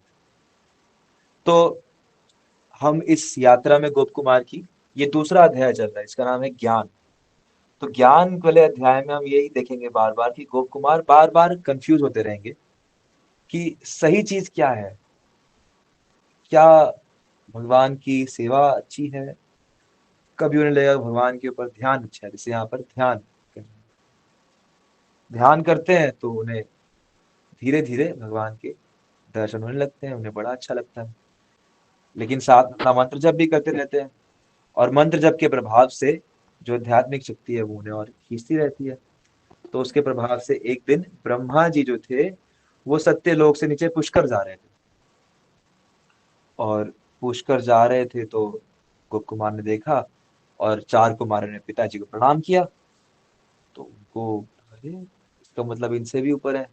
पूछते हैं कौन है, सब हंसते हैं, अरे तुम यहाँ पर आ गए, तुम ब्रह्मा जी को नहीं जानते, कैसे मूर्ख हो तुम। ब्रह्मा जी, ब्रह्मा जी के लोक में भगवान स्वयं वो कहते, इतना के यहाँ तक कहते हैं कि ये तो मिनी वैकुंठ है, वैकुंठ जैसा ही है सत्यलोक, क्योंकि यहाँ पर भगवान विष्णु लक्ष्मी जी के साथ रहते हैं महापुरुष रूप में। गोप कुमार, हालांकि वो ध्यान करना शुरू हो चुके थे, लेकिन फिर भी अब वो अपनी आंखों से ही देखना चाहते हैं। भक्तों का ये स्वभाव होता है कि भक्त ठाकुर जी की सेवा करना चाहते हैं साक्षात रूप से। कहा नहीं, अब तो इसका मतलब इससे ऊपर है, और वहां पे भगवान भी है, तो चलो फिर से बैठते हैं, ना मंत्र जप करते हैं, और विमान आता है तो ब्रह्मा जी के लोग मिले जाते हैं। वहां पर भगवान महापुरुष उनको देखते हैं तो बहुत स्वागत करते हैं, बहुत अच्छा लगता है उनको, और रहने लगते हैं वहां पर। अब रहते हैं तो कई दिन हो जाते हैं। इतने में क्या होता है कि एक दिन आकाश में एक बहुत झाग सी पैदा होती है, और झाग जैसी पैदा होती है तो ब्रह्मा जी जो थे वो कौतुकवश उस झाग का स्पर्श करते हैं। और ब्रह्मा जी के स्पर्श से क्या होता है, वो झाग जो थी वो एक बहुत ही भयानक राक्षस बन जाता है, और ब्रह्मा जी उस राक्षस से डर जाते हैं और भाग जाते हैं। तो ब्रह्मा जी भाग जाते हैं, भगवान महापुरुष देखते हैं राक्षस है, तो भगवान जो थे उस राक्षस का वध कर देते हैं। लेकिन अब ब्रह्मा जी को ढूंढने चलते हैं तो ब्रह्मा जी नहीं मिलते, ब्रह्मा जी गायब है। क्योंकि गोप कुमार देखते थे ना कि ब्रह्मा जी साक्षात भगवान लक्ष्मी नारायण की पूजा कर रहे हैं, और गोप कुमार बस दूर से देखते थे, तो उनके मन में इच्छा तो आई गई थी कि भाई मैं भी काश ऐसे निकट हो जाऊं भगवान के। तो बस वो बन गए ब्रह्मा जी, और भगवान ने अब उन्हें ब्रह्मा जी बना दिया। अब तो पूरा ब्रह्मांड उनके कंट्रोल में था, और अब तो हर, अब जहां जहां उन्हें जो जो उपदेश मिला था उल्टा सीधा हर जगह, बस नहीं नहीं, अब सिर्फ भगवान की भक्ति होगी, भगवान का कथा कीर्तन होगा, और बस यही होगा, हर जगह भगवान की सेवा कथा कीर्तन। तो पूरे ब्रह्मांड में वो इस तरह से फैलाने लग जाते हैं, और बड़े ही प्रेम से भगवान महापुरुष की लक्ष्मी नारायण की सेवा करते हैं। लेकिन इतने में क्या होता है, अब ये सब तो चल ही रहा था व्यवस्था, तो ब्रह्मलोक में सत्यलोक में घूमते हुए, सत्यलोक में क्या है, सत्यलोक में सारे जो वेद हैं, उपनिषद हैं, पुराण है, ग्रंथ हैं, ये व्यक्ति रूप में रहते हैं, इनका व्यक्तित्व है। तो जैसे कहा जाता है ना कि वेद की ऋचाएं ही भगवान की रानियां बन के आती हैं 16,100, तो वो सब पर्सोनिफाइड रूप में उस लोक में रहते हैं, और गोप कुमार मिलते रहते हैं उनसे, और आपस में उनकी चर्चाएं होती रहती हैं। तो वैदिक शास्त्र बहुत विस्तृत है, और जैसा कि हमने कई बार सुना भी है कि कई वैदिक शास्त्र कैटव धर्म के बारे में बात करते हैं, धर्म अर्थ काम मोक्ष। तो एक बार गोप कुमार सुन रहे होते हैं, तो सुनते हैं कि बहुत सारे शास्त्र आपस में ना वाद विवाद करते रहते हैं, वाद विवाद सुनते रहते हैं। कई शास्त्र कहते हैं अरे कर्म ही प्रधान है, कर्म से ब्रह्मा बन सकते हैं, कर्म से मुक्ति हो सकती है। कई शास्त्र कहते हैं नहीं, ज्ञान प्रधान है। फिर तीसरे शास्त्र आ जाते हैं कि नहीं, न्याय प्रधान है।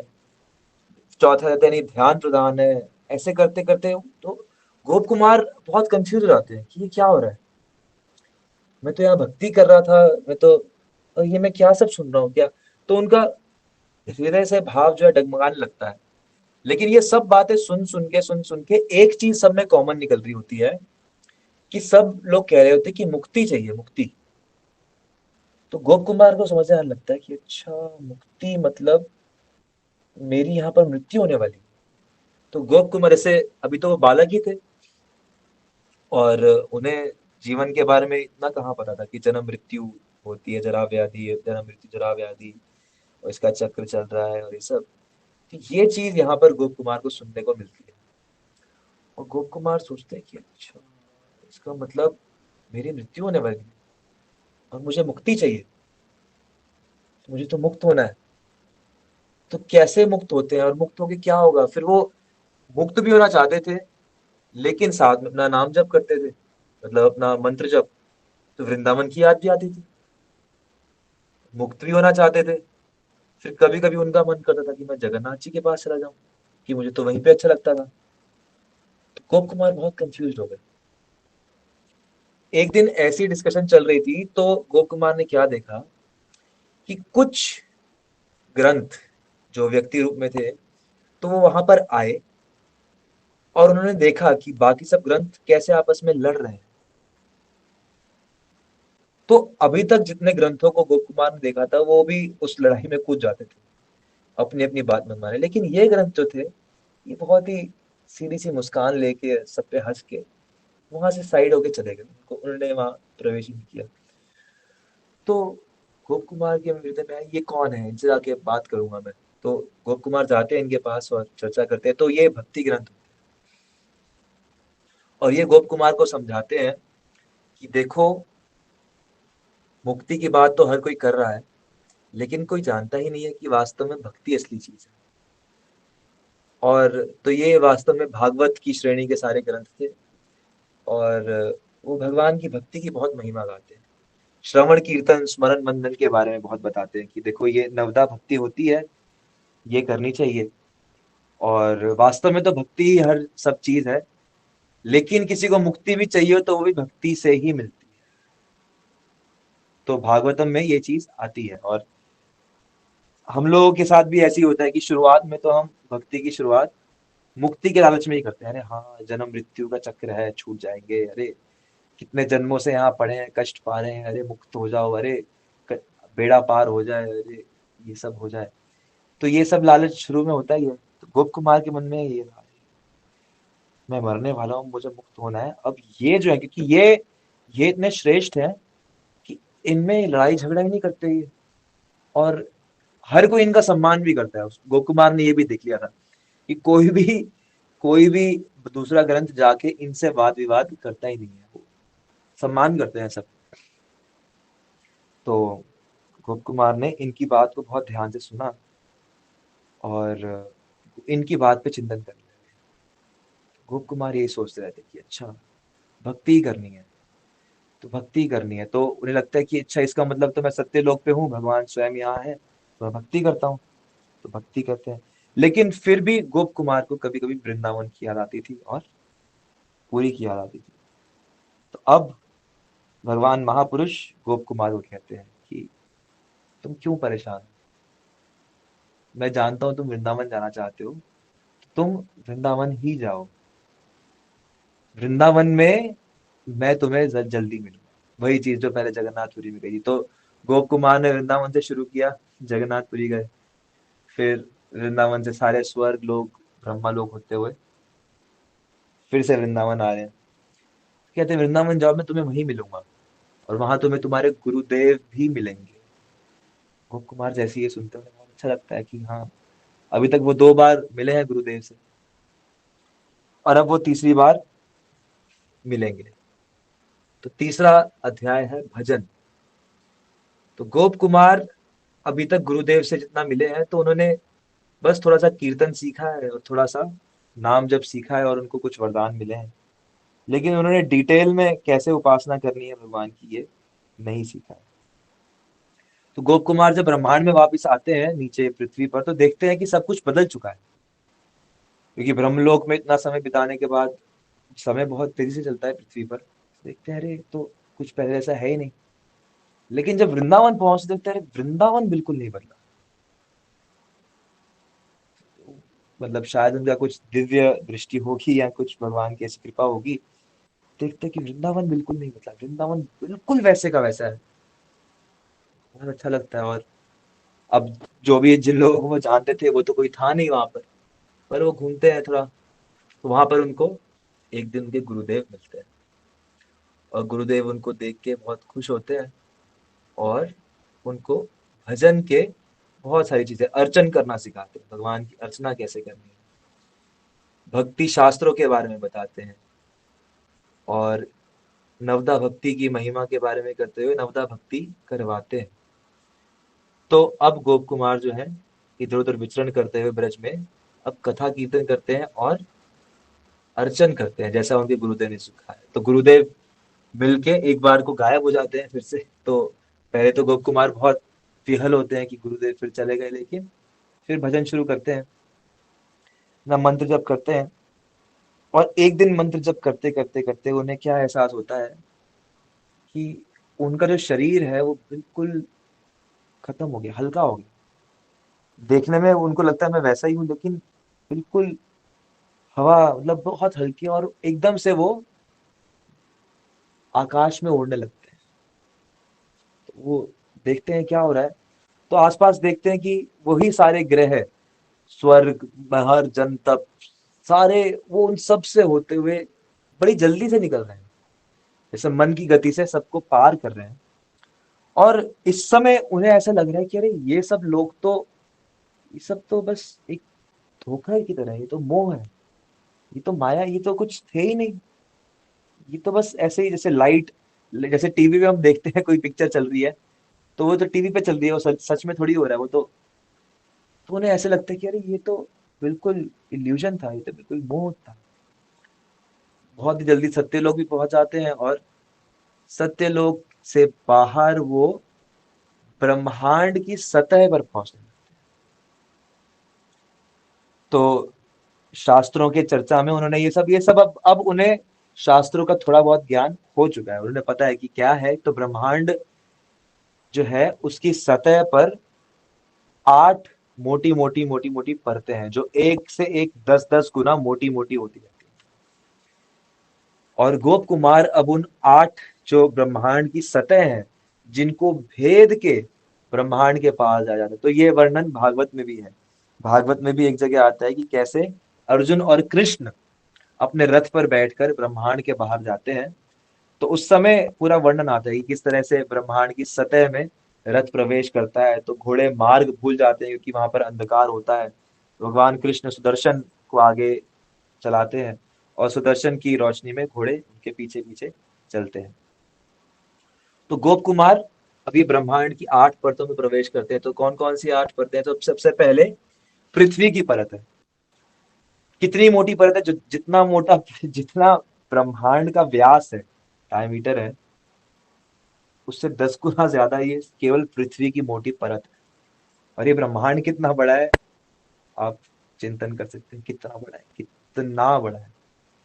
इसकी सीमा एक तरह से ऐसे कह सकते हैं सीमा ही नहीं है, लेकिन इससे 10 गुना मोटी पृथ्वी की परत इसको घेरे हुई है। और जैसे ही वहां गोप कुमार पहुंचते तो क्या देखते हैं कि पृथ्वी माता, जो पृथ्वी माता है, देवी पृथ्वी, वो भगवान के वराह रूप की पूजा कर रही है। और वहां पर इतना ऐश्वर्य है, इतना ऐश्वर्य है, जो सत्यलोक में भी नहीं था। तो गोप कुमार भगवान बराह को देखते हैं, अच्छा लगता है उन्हें। और माता पृथ्वी उन्हें कहती है, अरे बालक तुम यहीं रुक जाओ, तुम मेरे साथ रहो, मेरे साथ प्रेम से रहो, और यहाँ पे बहुत अच्छा है। तो माया ब्रह्मा जी के पद तक पहुंचने पर भी माया छोड़ती नहीं है, उसके बाद भी बहुत सारी अटैक्स माया करती है, सबसे पहले पृथ्वी देवी के रूप में। लेकिन गोप कुमार अब थोड़े से दृढ़ थे, और वो कहते कि नहीं, मुझे यहाँ नहीं रुकना। आगे बढ़ते हैं तो अगली परत में पहुंचते हैं। तो उससे 10 गुना मोटी जल की परत है, और वहां पे जो जल के देवता हैं वो मत्स्य अवतार का भजन कर रहे थे, उनकी सेवा कर रहे थे, मत्स्य रूप में भगवान की सेवा कर रहे थे। और भगवान को वहां देखते हैं गोप कुमार, और वहां का ऐश्वर्य पृथ्वी के ऐश्वर्य से भी, पृथ्वी वाली परत के ऐश्वर्य से बहुत ज्यादा। तो वहां के जो देव थे वो उनको कहते हैं, अरे आप आइए, आप यहीं रुक जाइए, आपको आगे जाने की क्या जरूरत है, यहाँ पर इतना दिव्य ऐश्वर्य है। तो गोप कुमार वहां भी नहीं रुकते, फिर आगे पहुंचते हैं अगले में, अग्नि की परत में। वहां पे सूर्य की उपासना कर रहे थे, तो सूर्य की उपासना कर रहे थे और वहां पे ऐश्वर्य था। फिर अगली परत में जाते हैं, वहां पर वायु, वायु जो थे वो प्रद्युम्न की उपासना कर रहे थे। फिर आकाश की परत में पहुंचते हैं जो उससे भी 10 गुना मोटी थी, वहां पर अनिरुद्ध की उपासना हो रही थी। फिर उससे आगे अ, अहंकार की परत में पहुंचते हैं जो उससे भी 10 गुना मोटी थी, और जहां पर संकर्षण की उपासना हो रही थी। और उसके बाद ये पांच, पृथ्वी अग्नि जल वायु आकाश, पांच तो परतें हो गई। उसके बाद परत आती है, मतलब छह हो गई अहंकार, और सातवीं महत। तो महत तत्व जो है, जैसे कि हमने गीता में भागवत में कहीं कहीं सुना, जो टोटल मटेरियल क्रिएशन पहले होती है, तो महत तत्व। तो महत तत्व वहां की जो देवी थी वो भगवान वासुदेव पूजा कर रही थी। और महत तत्व के बाद तो वहां पर भी गोप कुमार को रोकने की कोशिश होती है, लेकिन गोप कुमार नहीं रुकते, क्योंकि अब वो जान चुके थे कि मुक्ति होती है। और एक विशेष बात जो मैं पहले कहना भूल गया, कि मुक्ति से तो गोप कुमार आकृष्ट हुए थे, लेकिन एक और चीज उन्हें उसमें जो आकर्षक लगी थी वो क्या थी, कि उन्होंने सुना था कि वहां पर भगवान महाकाल के रूप में रहते हैं। और उस धाम को, यानी कि जो निराकार ज्योति वाला धाम है, जिसको हम ब्रह्म ज्योति कहते हैं निराकार, तो उसका एक और नाम है जिस जो कि है महाकालपुर। तो महाकालपुर में जाकर जीव मुक्त हो जाता है। और जब सत्यलोक में गोप कुमार थे तो उन्होंने ये सुना था कि वहां पर महाकाल भगवान को कोई डिस्क्राइब नहीं कर सकता, क्योंकि उनका रूप कभी दिखता है कभी नहीं दिखता, तो समझ नहीं आता रूप है कैसा है नहीं है। लेकिन वहां पर बहुत आनंद है, और वो धाम वहां पर बहुत जीव रहते हैं, बहुत आनंद से रहते हैं, और भगवान महाकाल वहां पर है। तो गोप कुमार को ये आकर्षण था अब, कि नहीं, इन सबसे विशेष महाकाल है, तो मुझे महाकाल के दर्शन करने हैं।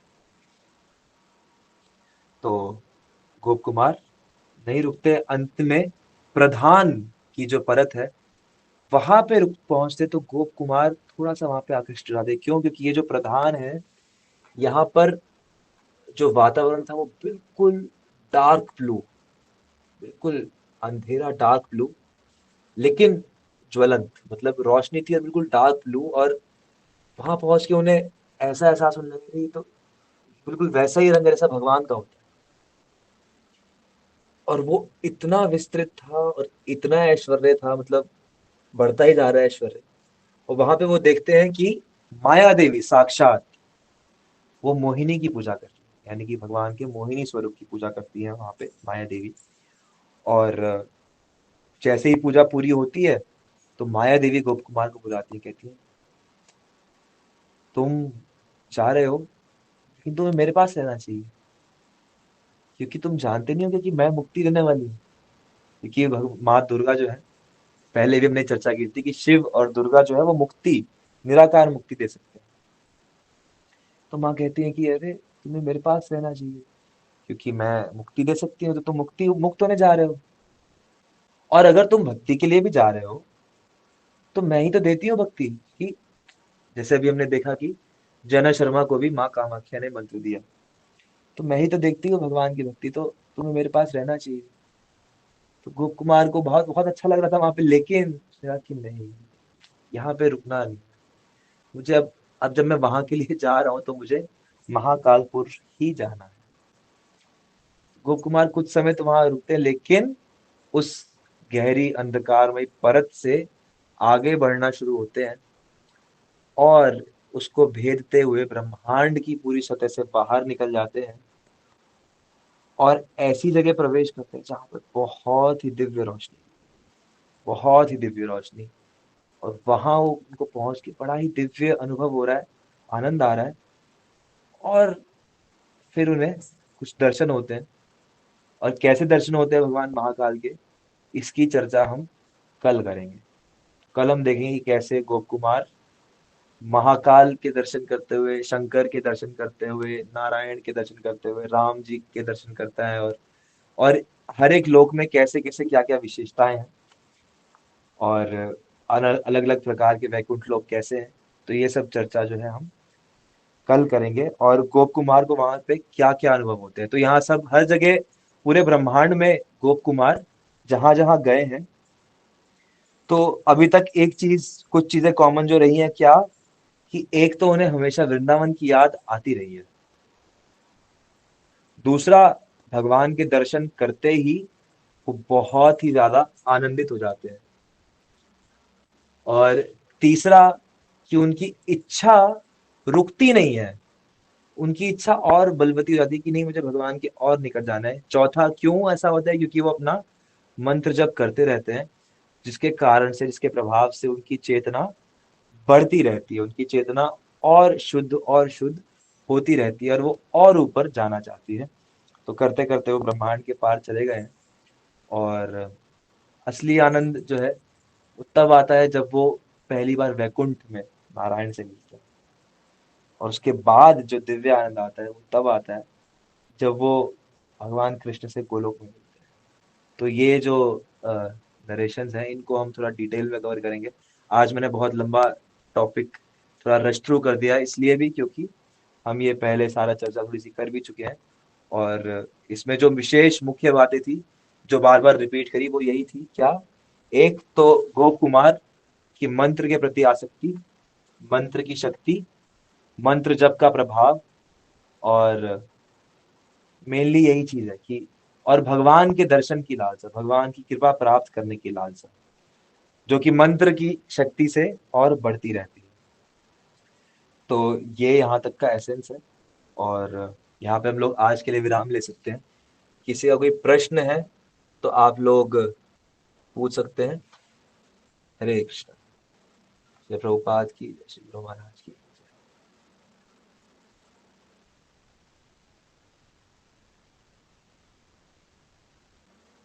तो किसी का कोई प्रश्न है तो आप लोग कृपया मैसेज में या फिर अनम्यूट करके पूछिए।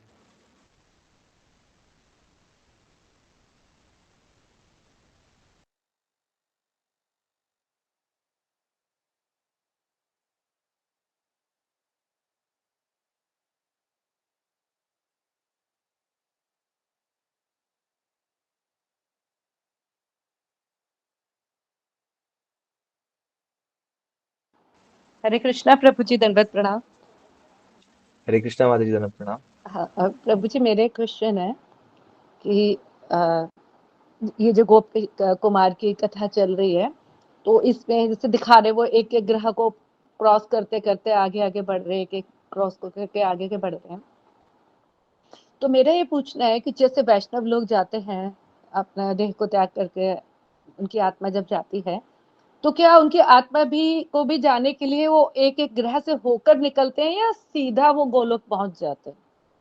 मतलब उनको एक एक ग्रह से होते हुए जाना पड़ेगा या वो डायरेक्ट पहुंचेंगे, ऐसा कुछ है क्या? आप बताइए अगर इस पे।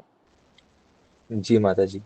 तो जितने भक्तों के उदाहरण मैंने पढ़े हैं और भागवतम में भी आया है कि ये दोनों ही मार्ग हैं, कि कुछ भक्त लोग क्रमिक मुक्ति से ब्रह्मांड को भेद के जाते हैं, और कुछ भक्त लोग सीधा चले जाते हैं। जैसे संत तुकाराम जी सीधा विमान में बैठ के वैकुंठ चले गए। और कई कई भक्त लोग, जैसे ये गोप कुमार का उदाहरण है, तो वो एक एक ग्रह से होके जा रहे हैं। तो ये उनके अनुभव पे डिपेंड करता है। जैसे अब अंत में जना शर्मा की कथा हम देखेंगे, जो अब गोप कुमार से सुन रहे हैं, तो वो हर एक ग्रह के उस पर नहीं जाएंगे। क्यों? क्योंकि वो श्रवण से सारा उदाहरण ले रहे हैं। यहाँ पर गोप कुमार इसलिए जा रहे हैं क्योंकि गोप कुमार प्रारंभ में एक अबोध बालक थे और उन्हें इन सब के बारे में पता ही नहीं था। ना उनमें इतनी पेशेंस और इतनी बुद्धि थी उस समय कि वो इन सब के बारे में सुने और इसका चिंतन करे। तो उनको सरल मार्ग लगा कि चलो मंत्र जप करो और सीधा पहुंच ही जाओ। तो ये उनकी हर जगह जगह जाने की इच्छा जो है, इच्छा उन्हें ऊपर ऊपर ले जाती रही। तो इसलिए ये दोनों ही मार्ग से हो सकता है। कई कई भक्तों की कथा और गोप कुमार की कथा में भी आगे ऐसे आएगा। अभी आप देखेंगे कि अभी वृंदावन से वो ब्रह्मांड के बाहर गए हैं, लेकिन अभी उन्हें फिर से वृंदावन आना पड़ेगा। तो इसी ब्रह्मांड वाले वृंदावन में फिर से आना पड़ेगा। तो इसलिए कई बार ऐसा भी देखा जाता है कि कई कई बार भक्त लोग क्रमिक जाते हैं, और कई बार direct Vrindavan to Vrindavan, Vrindavan to Golok Vrindavan भी जाते हैं। तो ये दोनों ही मार्ग हैं। भागवतम में भी सुखदेव गोस्वामी भी इसका वर्णन करते हैं दूसरे स्कंद में, कि दोनों मार्ग से मुक्ति होती है, एक क्रमिक और एक डायरेक्ट। थैंक यू प्रभु जी। हरे कृष्णा। धन्यवाद। तो मैसेज में कुछ क्वेश्चंस हैं। Few questions. पहला क्वेश्चन है, गोप कुमार जी का तत्व क्या है, वो एक्चुअली में कौन है? कोई पार्षद, कोई देवता, या कोई सखा कृष्ण? तो गोप कुमार जो है वो जीव है ना। वो अपनी कथा वहीं से प्रारंभ करते हैं कि वो एक साधारण गोप बालक है, तो हम जैसे जीव हैं। और उनका तत्व क्या है वो अंत में खुलेगा, तो तीसरे दिन की वेट करिए कि वो एक्चुअली फिर एंड में क्या निकलते हैं। तो थोड़ा सा सस्पेंस या फिर आप पढ़ लेना। तो अभी वो अभी वो एक सामान्य जीव है। अभी वो एक एक्सप्लोरर है जो ढूंढ रहे हैं, अपनी कथा सुना रहे हैं। तो वो बता रहे हैं कि मैंने कैसे एज एन एक्सप्लोरर शुरू किया। और क्योंकि अब जब तीसरे दिन मैं ये बताऊंगा कि वो कौन है, तो वो सुन के आपको और अच्छा लगेगा कि अच्छा वो ये थे, तो इसलिए मैं अभी नहीं बता रहा। और तो अभी हम उनको एक एक्सप्लोरर की तरह देखेंगे। दूसरा, क्या ब्रह्मचारी तप लोग को जाते हैं, या ये उनकी इच्छा पे डिपेंड करता है कि वो लोग या जुगल जुग से। हाँ, तो जो लोग भगवान की डायरेक्ट प्योर भक्ति नहीं करते, लेकिन ब्रह्मचर्य इत्यादि का पालन करते हैं, भक्ति में इतने उन्नत ना हो लेकिन ब्रह्मचर्य का पूरा पालन हो और भगवान का ध्यान इत्यादि थोड़ा थोड़ा करते रहे, तो वो लोग तप लोक तक पहुंच सकते हैं। भागवतम में भी ये आता है कि तप लोक जो है ऊर्ध्वरेता ब्रह्मचारियों के लिए है, जो आजीवन ब्रह्मचर्य का पालन करें और जिनका जो वीर्य है वो ऊर्ध्वरेता हो जाए।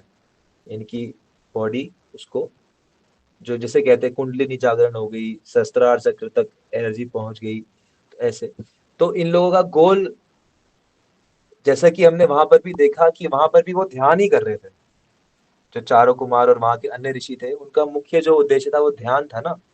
तो इसलिए यहाँ पर अभी भगवत सेवा की, युगल जोड़ी की सेवा जो है, तो वहां पर अभी सेवा की प्राधान्यता नहीं है जिनकी, वो लोग पहुंचते हैं। जिनकी सेवा की प्रधानता है तो वो तो सेवा करने के लिए पहुंचेंगे ना। तप लोग में वो पहुंचते हैं जिनको तप करने का चस्का होता है, जिनको तपस्या में आनंद आता होता है, जिनको ये लगता है कि तपस्या ही असली ध्येय है और असली मीन्स है। मतलब कल्याण का मीन्स भी तपस्या, और कल्याण होने के बाद भी तपस्या ध्यान ही करना है।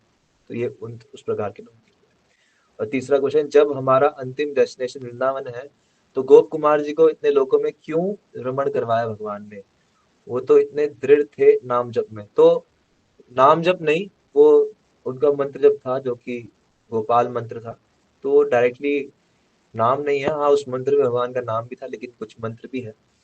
और तो इतने लोगों में क्यों भ्रमण करवाया भगवान ने? क्योंकि भगवान के पास वही पहुंच सकता है जिसको वैराग्य भी हो, ज्ञान भी हो, भक्ति भी हो।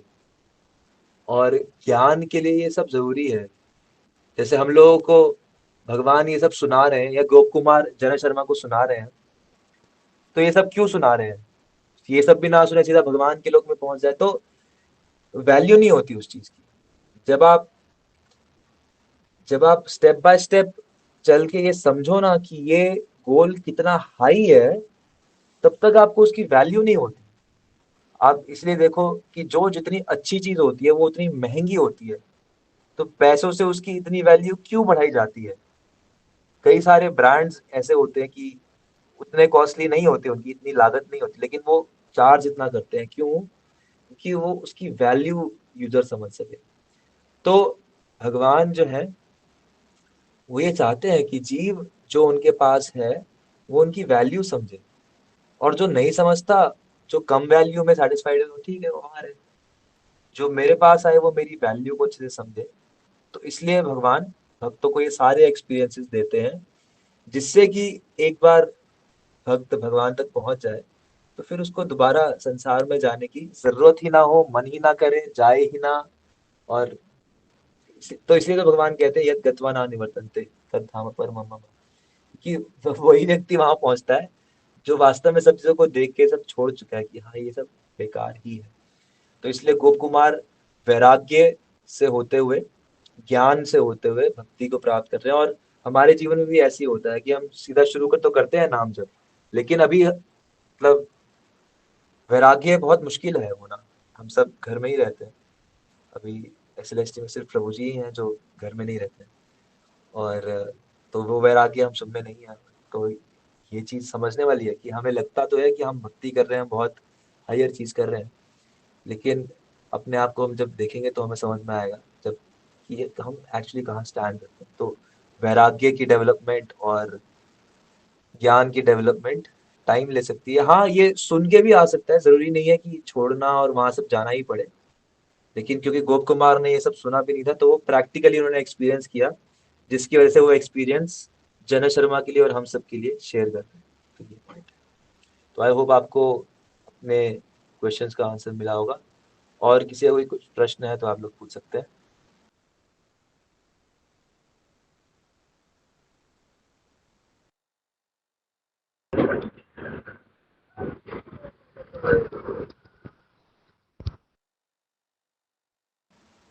हरे कृष्णा। तो किसी का कोई प्रश्न?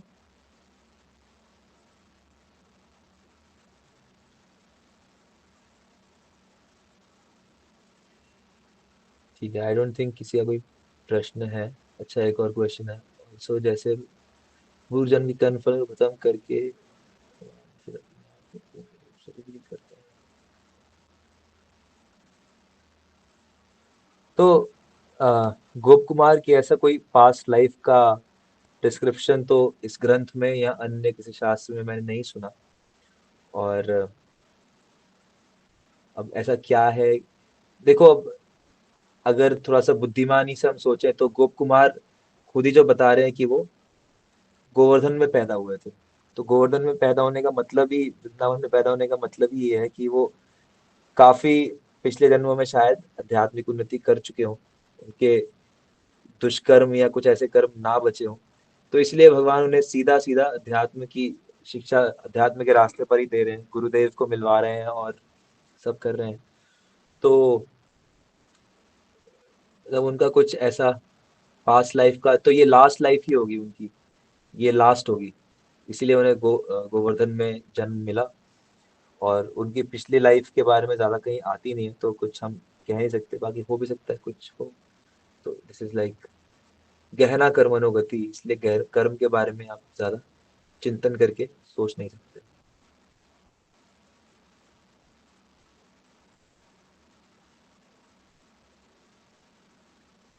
ठीक है, तो और किसी का कोई प्रश्न नहीं है तो फिर हम क्लास को यहाँ पर एंड करें।